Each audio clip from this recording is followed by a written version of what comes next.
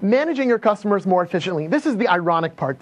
I tell you we're going to be effective and productive all day, but the truth was we're spending the first 2/3 of our day with you as the network administrator, with you, taking care of security and battling spyware. And that's how your real life is as well, right? You wish you could spend more time trying to work with customers, trying to get more done, be more efficient, yet you find yourself battling spyware and antivirus and servers, right?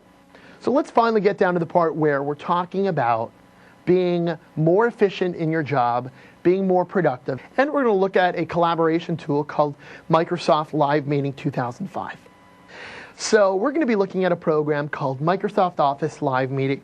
And I know some of you, maybe about 5 or 6 of you, have been on one of my webcasts online, whether you saw me or Chris or John or Tim, where we use this program, Live Meeting. And what it allows us to do is we could go to our Microsoft Office, put on a little headset, and deliver a webcast for you where we can show you what's on our computer. We can show you PowerPoint slides, and you can hear us. And you're probably at home with a cup of coffee and your bathrobe on, just totally appreciating the fact that you're learning from home. Well, live meeting can be used in other environments aside from just learning, and that's where business travel comes in. We all know that gas prices aren't at their cheapest. I think I realized it's going to cost me about the same to drive from here to my Portland event tomorrow than I could have bought that Horizon ticket on. So gas is getting expensive. Airlines are getting expensive. And when you have to fly 2, 3, 4, 5 people into a city, it can get quite pricey. As a matter of fact, I work with some people at the Microsoft Silicon Valley campus who come to Redmond almost every week. And when they discovered Live Meeting, they were able to cut back on their travel costs immensely. So let's go ahead and have a look at what Live Meeting is, what I'm talking about, and how you can take advantage of it. This is the basic Live Meeting panel, and no, this is a little busy, so we're going to point out different parts. But the most important part is right over here. That's the middle section. That's what is going on in the presentation.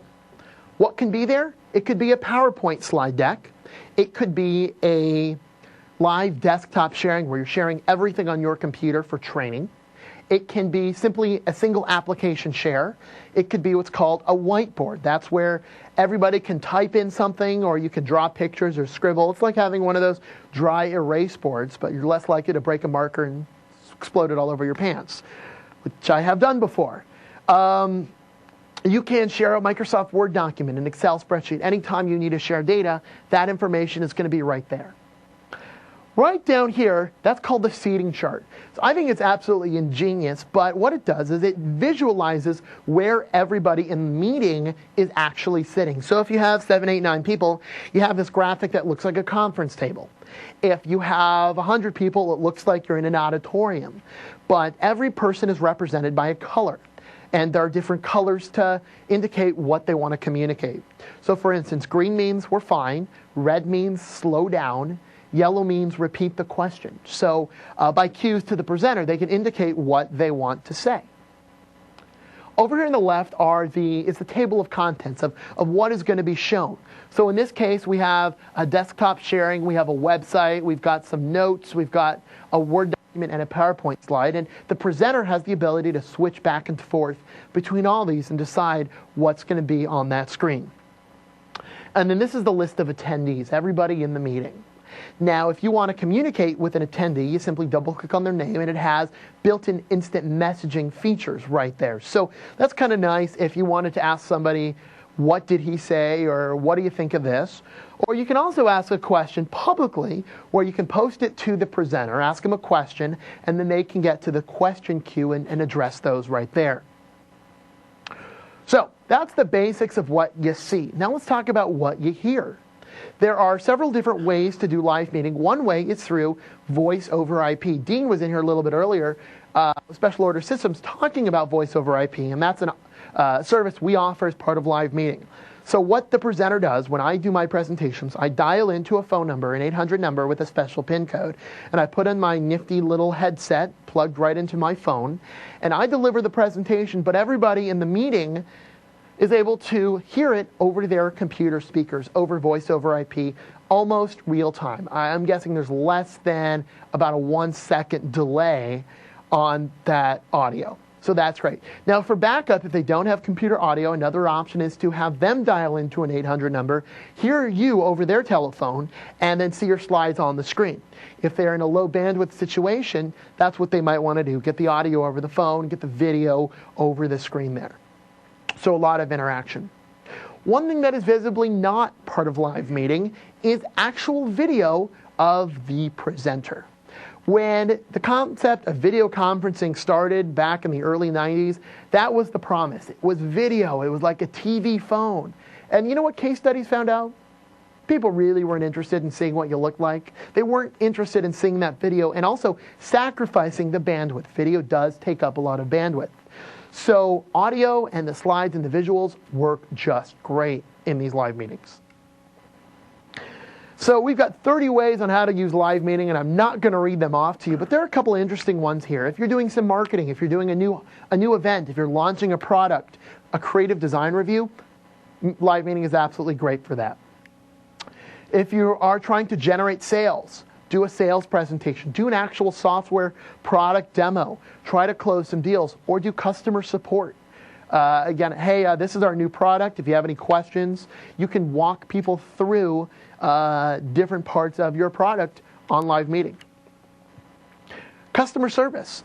If you want to do a training video, this is what I've seen a lot of people do. They do customer education or customer training, consultations, IT application rollout, training videos through live meeting. After you've presented your meeting, you have the ability to save this out, so somebody else can watch it again in the future. You can offer it as a download, as a video on demand.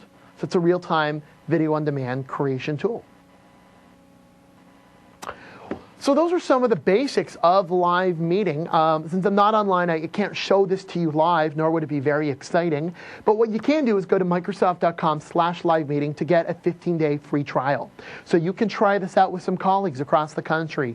Maybe do a training class. Maybe just have a regular meeting that you normally have on the phone, but try it in live meeting with your agenda and some PowerPoint slides instead of just over the telephone. So try that out and drop me an email. Let me know what you thought. How about any questions on live meeting? Yes? Can we use net meeting video in correspondence with it? Net meeting, let me talk about net meeting so everyone else knows. Net meeting is a video conferencing tool that it's kind of been tucked away in the operating system, but included for quite some time now, which allowed the video conferencing. That is not compatible with live meeting, so you have to really pick one or the other.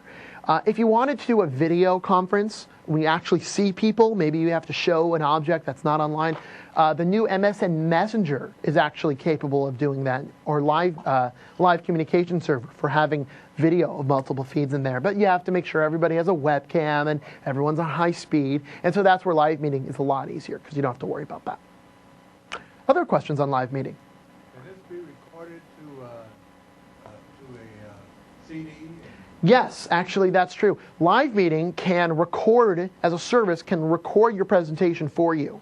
And then you have the ability to download that presentation as a video format and sure, burn it on a disc if it will fit, CD or DVD, definitely. So you have an online presentation and then you distribute it later.